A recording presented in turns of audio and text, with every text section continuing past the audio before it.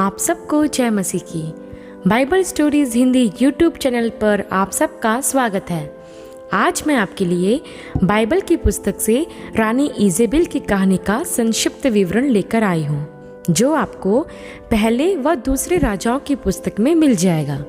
इससे पहले प्रियो कि हम वीडियो स्टार्ट करें, आप हमारे Bible stories Hindi YouTube channel को सब्सक्राइब करें और वीडियो को लाइक करना ना भूलें।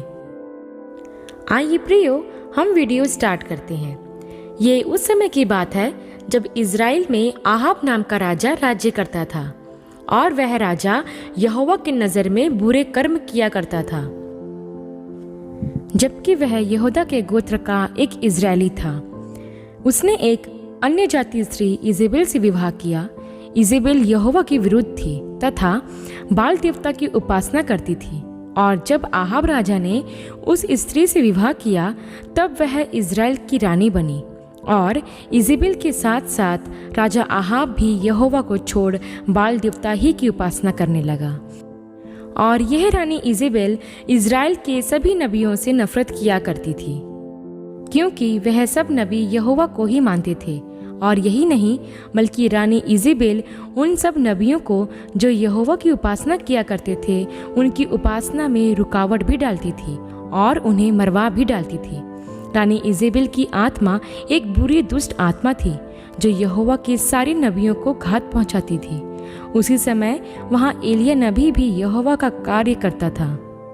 जब एलिय्याह नबी ने बाल के पुजारियों को स्वर्ग से आग उतारकर यहोवा के सामने झुकाया, फिर जब रानी इजेबेल को यह से पता चला कि एलिय्याह ने उसके बाल देवता को झूठा साबित कर दिया है, तब इजेबेल ने एलिय्याह नबी को मारने के लिए अपने दूतों को भेजा। जब एलिय्याह को यह बात पता चली तो वह होरेब पर्वत पर एक गुफा में जाकर छिप गया, क्योंकि इजेबेल पहले भी परमेश्वर यहोवा के कई नबियों को मरवा चुकी थी। बाइबल ऐसा भी दर्शाती है प्रियो कि इजेबेल का श्रृंगार बहुत ही भड़काऊ और घृणित होता था। उसका श्रृंगार दूसरों को आकर्षित करने वाला होता था। इजेबेल को जो चीज़ पसंद आती थी वह उसे लेकर ही मानती थी। एक दिन उसका पति राजा आहाब नाबोत का खेत खरीदना चाहता था, परंतु नाबोत ने वह खेत बेचने से इनकार कर दिया। तो रानी इजेबेल ने झूठ बोलकर नाबोत पर आरोप लगाया और उसे मरवा डाला, और वह खेत हड़प कर राजा आहाब को दे दिया। इस प्रकार की आत्मा रानी इजेबेल के जीवन में काम करती थी, झूठ की, वासना की तथा विरोध की। इस प्रकार की दुष्ट आत्मा आज भी कई लोगों के जीवन में कार्य कर रही है। बाइबल हमें अच्छे और बुरे दोनों चरित्रों के बारे में बताती है, जिससे हम अपने जीवन में सही बातों का निर्णय ले सकें। इसलिए प्रियो, हमें इजेबेल के जीवन चरित्र के बारे में जानना बहुत ज़रूरी है, ताकि हम भी अपने आप को इस प्रकार की आत्मा से बचा कर रख सकें। रानी इजेबेल बाल देवता की उपासना किया करती थी तथा इज़राइल के लोगों से भी अपने बाल देवता की उपासना करवाकर पाप करवाती थी, अर्थात यहोवा को छोड़ झूठे ईश्वरों की उपासना करवाती थी और बलि भी चढ़वाती थी। यहाँ यह स्पष्ट होता है कि किस प्रकार इजेबेल की आत्मा आज भी लोगों के जीवन में काम कर रही है। यह ज़रूरी नहीं है कि यह आत्मा सिर्फ महिलाओं में ही काम करे, बल्कि वह महिलाओं और पुरुषों दोनों में काम करती है। यह एक बहुत ही बुरी दुष्ट आत्मा के रूप में कलीसियाओं में भी काम कर रही है। ज़्यादातर यह आत्मा परमेश्वर के दासों को सताने के लिए भी काम करती है। आज हम देखते हैं ऐसी कोई जगह नहीं है जहां पर प्रभु के दासों को सताया ना जा रहा हो। विरोध की आत्मा इजेबेल की आत्मा ही है। उस समय भी उसने परमेश्वर के नबियों को ना सिर्फ सताया बल्कि मरवा भी डाला। वैसे ही आज यह आत्मा कई प्रकार से प्रभु के लोगों के विरोध में काम कर रही है। इसके साथ ही रानी इजेबेल का श्रृंगार एक भड़काऊ श्रृंगार था। वैसा ही श्रृंगार हम आज के आधुनिक समय में देख रहे हैं। यह भी एक दुष्ट आत्मा है। बाइबल में महिलाओं के लिए कभी भी ऐसे भड़काऊ और आकर्षित करने वाले श्रृंगार के विषय में नहीं कहा गया है। बाइबल के अनुसार हमें हमेशा सादा ही श्रृंगार करना चाहिए। महिलाओं की सुंदरता शारीरिक नहीं परंतु आत्मिक होना चाहिए। जैसे कि पहला पतरस 3 अध्याय के 3 और 4 वचन में लिखा है कि तुम्हारा श्रृंगार दिखावटी ना हो, अर्थात बाल गूंथना और सोने के गहने या भांति भांति के कपड़े पहनना, वरन तुम्हारा छिपा हुआ और गुप्त मनुष्यत्व नम्रता और मन की दीनता की अविनाशी सजावट से सुसज्जित रहे, क्योंकि परमेश्वर की दृष्टि में इसका मूल्य बड़ा है। हाँ प्रियो, परमेश्वर हमारी बाहरी सुंदरता को नहीं परंतु हमारी आंतरिक सुंदरता को चाहता है। इजेबेल का सबसे महत्वपूर्ण काम है विश्वासियों को भटकाना और उनके अंदर वासना उत्पन्न करवाना तथा परमेश्वर के दास और दासियों को झूठे आरोपों में फंसाना। यहाँ हमें इजेबेल के बारे में जानना बहुत ही ज़रूरी है, क्योंकि हम विश्वासियों को यह पता होना चाहिए कि हमारा आत्मिक युद्ध किस प्रकार की आत्मा से है। इजेबेल का जिक्र प्रकाशित वाक्य की पुस्तक के 2 अध्याय के 20 वचन में भी किया गया है, जहां प्रभु यीशु बताते हैं कि कैसे इजेबेल अपने आप को महान बताती है तथा किस प्रकार वह परमेश्वर के दासों को व्यभिचार में और मूर्तों के आगे चढ़ाए हुए बलिदानों को खाने के लिए भरमाती है। इजेबेल बहुत ही खूबसूरत थी तथा अपनी इसी खूबसूरती का फायदा उठाकर वह लोगों को व्यभिचार के लिए उकसाती भी थी तथा वह अपने आप के सामने किसी को कुछ नहीं समझती थी। इस प्रकार की आत्मा आज भी कलीसिया में काम कर रही है। इजेबेल की आत्मा झूठी बदनामी करने में माहिर होती है, जो झूठ बोलकर परमेश्वर के दास और दासियों को भरमाती तथा फंसाती है। प्रियो, आज कलीसिया में इजेबेल की आत्मा का काम बढ़ता ही जा रहा है। भड़काऊ श्रृंगार से लेकर झूठे आरोपों तक हम उसके प्रभाव को देखते हैं। हम विश्वासियों को चाहिए कि हम ऐसी आत्मा का सामना करने के लिए हमेशा तैयार रहें।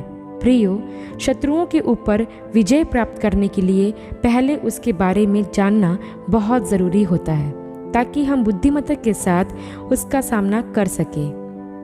इसलिए प्रभु चाहते हैं कि आज हम इजेबेल के चरित्र के बारे में जानें, ताकि हम विश्वासी इससे बच पाएं और इसके चंगुल में ना फंस पाएं। ध्यान रहे प्रियो कि हमें ज़्यादा आकर्षित करने वाले श्रृंगार नहीं करना चाहिए। यह आत्मा फैशन के द्वारा हम में प्रवेश करना चाहती है। हम इसको मौका ना दें। इसके साथ ही हमें झूठ बोलकर किसी पर गलत आरोप नहीं लगाना चाहिए। अगर हम ऐसा करते हैं तो हमें समझ जाना चाहिए कि यह इजेबेल की ही दुष्ट आत्मा है, जो हमसे इस प्रकार का कार्य करवा रही है, जो हमें नाश करना चाहती है। स्त्रियों का श्रृंगार बहुत सुंदर और सादगी से भरा हुआ होना चाहिए, जैसे बाइबल में बताया गया है। इजेबेल की आत्मा आज बॉलीवुड और हॉलीवुड में बहुत तेजी से काम कर रही है। इसके साथ ही इसका प्रभाव कलीसिया में भी देखने को मिल रहा है। आज कलीसिया में स्त्रियां फैशन के अनुसार कपड़े पहनना, श्रृंगार करना पसंद करती हैं। जो ट्रेंड में होता है, जिसका चलन सबसे ज़्यादा होता है, वैसे ही श्रृंगार करना और वैसे ही फैशनेबल ड्रेस पहनना मसीही महिलाओं को बहुत पसंद आता है। और आजकल तो हम देखते हैं प्रियो कि महिलाओं के बाल फैशन के चलते रंग बिरंगे हो गए हैं। ध्यान दे प्रियो, ये इजेबेल की ही दुष्ट आत्मा है। इजेबेल यह कोई कैरेक्टर नहीं, बल्कि यह एक स्पिरिट है, जो आज मसीही जवान युवक और युवतियों में सबसे ज़्यादा काम कर रही है। कहीं आप भी तो इसका शिकार नहीं हुए? अगर ऐसा है तो प्रभु आज आपको इस स्पिरिट से छुड़ाना चाहता है। प्रभु आपको आज़ाद करना चाहता है, ताकि आप शारीरिक नहीं परंतु आत्मिक सुंदरता पर ज़्यादा ध्यान दे सकें। प्रियो, हमारा परमेश्वर हमारे शरीर को नहीं परंतु हमारे शुद्ध मन को पसंद करता है। रानी इजेबेल का अंत भी वैसा ही हुआ जैसे परमेश्वर के दास एलिय्याह नबी ने भविष्यवाणी की थी। उसने कहा था कि इज़राइल के किले के पास इजेबेल को कुत्ते खा जाएंगे। तो प्रियो, ऐसा ही हुआ। जब रानी इजेबेल खिड़की के पास बैठकर अपनी आंखों में सुरमा लगा रही थी और अपने बाल संवार रही थी, तभी उसके पास खड़े हुए लोगों ने उसे नीचे गिरा दिया, जिससे उसके खून के छींटे किले की दीवार पर भी आए और उसका शरीर घोड़ों के द्वारा रौंदा गया और उसकी लोथ को कुत्ते खाने लगे। जब लोग उसको मिट्टी देने के लिए आए तब उसकी खोपड़ी, हथेली और पाँव के अलावा कुछ भी न पाया। इस प्रकार उसका अंत हुआ, जैसा प्रभु यहोवा ने अपने दास के द्वारा कहलवाया था। प्रियो, बुरे लोगों का अंत हमेशा बुरा ही होता है। इजेबेल की कहानी में हमने देखा कि उसका जीवन कैसा था। परमेश्वर इस प्रकार की दुष्ट आत्माओं का अंत बुरा ही करेगा, परंतु हमें इजेबेल की दुष्ट आत्माओं को जानना बहुत ज़रूरी है, जिससे हम उसे पहचान कर बच सकें। प्रियो, मैंने इजेबेल की कहानी के बारे में विस्तार से आपको इसलिए बताया क्योंकि यह दुष्ट आत्मा आज भी काम कर रही है। जैसे वासना, धोखा, झूठ, व्यभिचार, अपनी बड़ाई करना तथा कलीसियाओं में झूठ तथा पाप फैलाना, घृणित श्रृंगार करना, यह उसकी एक पहचान है। ध्यान रखें प्रियो कि हम मसीहियों को, जो प्रभु के कीमती लहू के द्वारा मोल लिए गए हैं, इन सारी बातों से दूर रहना है, क्योंकि प्रभु ने हमें इन सब से छुड़ाने के लिए ही अपना लहू बहाया है। जैसा इफिसियों की पत्री 1 के 7वें वचन में लिखा है कि हमको उसके लहू के द्वारा छुटकारा अर्थात अपराधों की क्षमा उसके अनुग्रह के धन के अनुसार मिला है। इसके साथ ही प्रियो, हम विश्वासियों को किसी अविश्वासी से विवाह नहीं करना चाहिए। ऐसा करके विश्वासी उनके झूठे धर्म में फंसकर उसकी उपासना भी करने लग जाता है, जिसके कारण उनके जीवन व परिवार का नाश हो जाता है।